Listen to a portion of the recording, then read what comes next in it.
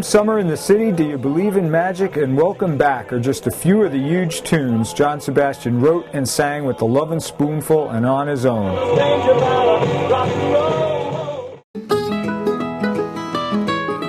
Now Sebastian of the town of Woodstock is back in the spotlight as the world zeroes in on the 60s, the Woodstock Festival, and the fabulous new place that captures the decade, the museum at Bethel Woods at the site of the 1969 festival. Sebastian just made a new album, Satisfied, with mandolinist David Grisman that revisits his 60s roots.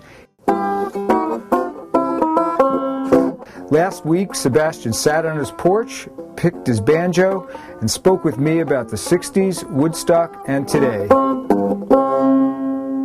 Yeah. Cool. The St. Louis Tickle. I learned it from Dave Van Ronk back out on Washington Square. Who were you with down in Washington Square Park in those great days when you started out playing? Well, one of the great ones in Washington Square Park was this doo-wop group.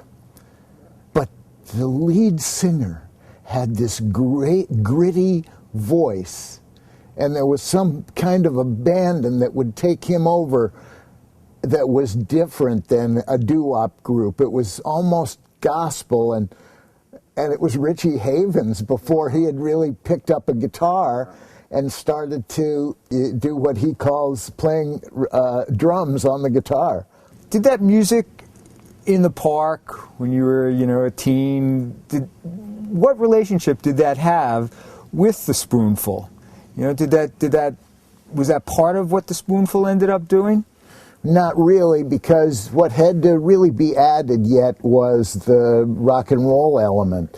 And what was great about the Spoonful was that it was me and Zalyanovsky who were finger pickers from the folk genre, but we had both worked in rock and roll bands in a bar, or in my case, at Catholic dances, as I was going to a prep school, an all-boy prep school, and the only association with girls could come if you got a job in the band, and then you'd end up playing the Catholic school. So some of this was played into what the Spoonful eventually became, which was a pretty rollicking band. Cool town, eating in the city, just so fine and looking so pretty. And we did a lot of shows, did a lot of sets live to become a good band. That impromptu spirit that we've been talking about, how did that happen in relation to Woodstock? Sure. Well, I arrived by accident. I arrived because standing around an airport, I looked out on the tarmac and saw my old road manager loading a helicopter. I got his attention, as you could in those days, and opened the door down to go down on the tarmac. And he said, "Hi, I know you're trying to get to Woodstock." I said, "Right." He says, "Look, I'm working for the Incredible String Band now. The only way you're going to do it is get in this helicopter because the roads are jammed. You can't get in." So my arrival at Woodstock was like the movie. Mm-hmm. I was in the air coming over those acres of Volkswagen buses and tents. It took forever before you even got to the people.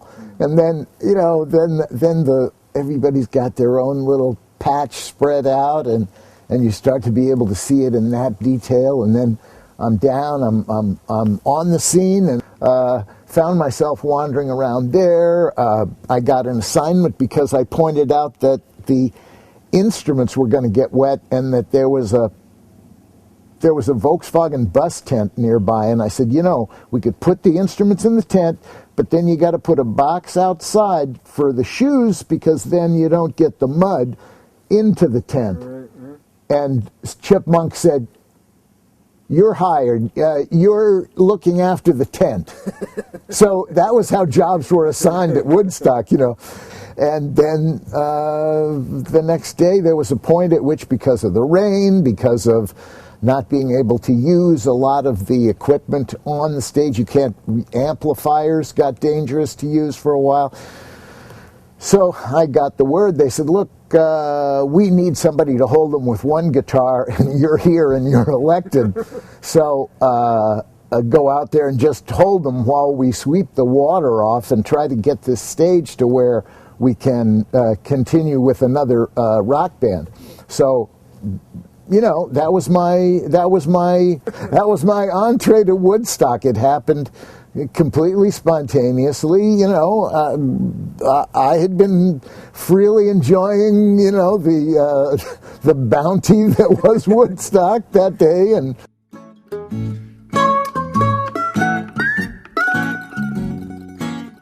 yeah, well, I guess you could say that I've been a very lucky guy, because I have gotten to do very much, at least a lot like what I wanted to do every step of the way. Being able to play music has given me access to, you know, so many of the really wonderful people that anybody alive in my time would want to know. After the interview, John and his wife, Catherine, walked down their road outside his home to feed their horse Beauty some carrots and cookies. I hope they weren't laced with anything remotely related to the 60s. This is Steve Israel, just outside of Woodstock for recordonline.com.